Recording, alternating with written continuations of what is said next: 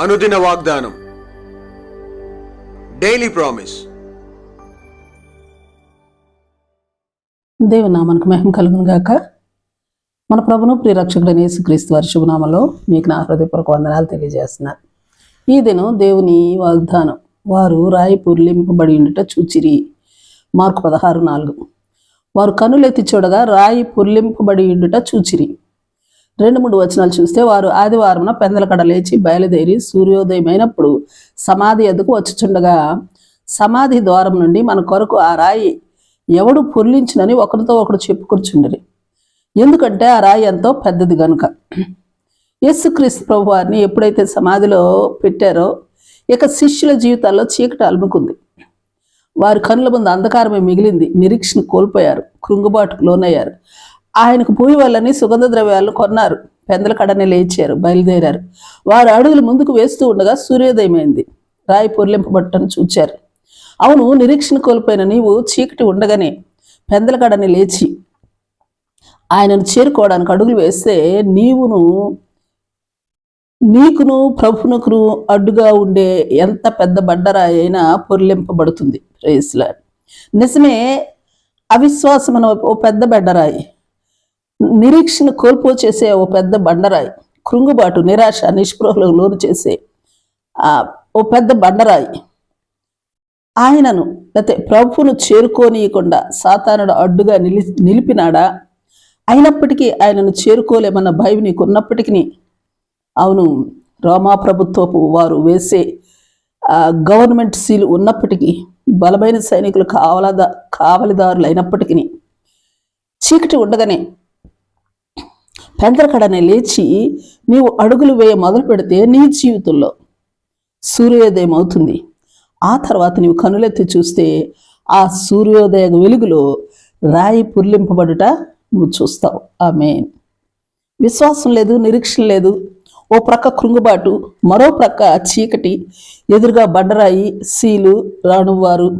అవును, వాటన్నిటి మధ్యలో నుండి నువ్వు ఒక్కసారి అడుగు, మరో అడుగు, మరో అడుగు, అలా ముందుకి మరి ఆగిపోక సాగిపో. ఆల్ ఆఫ్ సడన్ సూర్యోదయం. ఇంకా కనులెత్తి చూస్తే పొర్లింపబడిన రాయి.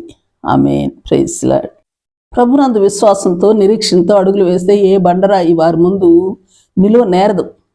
ఎందుకంటే నజరేయుడైన యేసే ముఖ్యమైన రాయి, అమూల్యమైన రాయి, మూలరాయి, ఏర్పరచబడిన రాయి గనుక మనం సిగ్గుపడన అవసరం లేదు.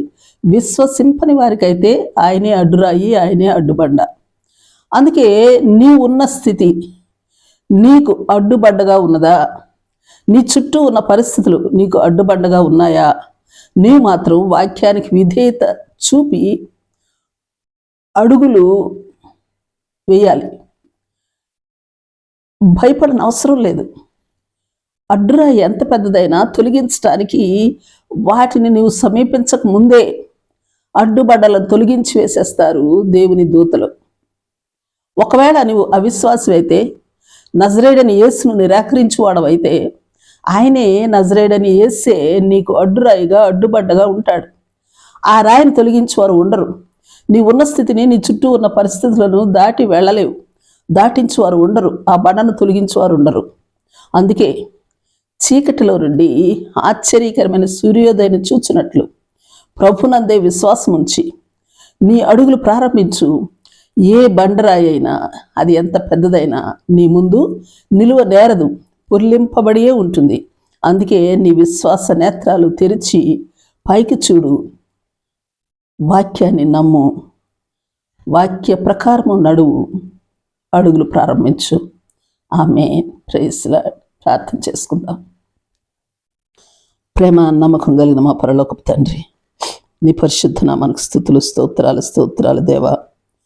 ప్రతి ఉదయమున సూర్యోదయమును చూచినట్లు పెందలకడని లేచి నా విశ్వాస యాత్రకు అడుగులు వేయ కృపనిమ్మని ప్రార్థిస్తూ ఉన్నా దేవా. ఎట్టి పెద్ద బండ అయినను మా ముందు నిలవ నేరకయుండునట్లు మా విశ్వాస నేత్రాలు పైకి చూచినట్టి కృపా భాగ్యమును అట్టి వాక్యపు వెలుగును మాకు అనుగ్రహించమని ప్రార్థిస్తూ యేసు నామములో అడిగి వేడుకొంచున్నాం తండ్రి. Amen, amen. Praise lord. రేపు మరొక వాగ్దానంతో మనం కలుసుకుందాం. ప్రతిరోజు ఉదయం ఈ కార్యక్రమాన్ని వీక్షించగలరు. తిరిగి మళ్ళా రేపు ఉదయం కలుసుకుందాం. దేవుడు మిమ్మల్ని దీవించును గాక.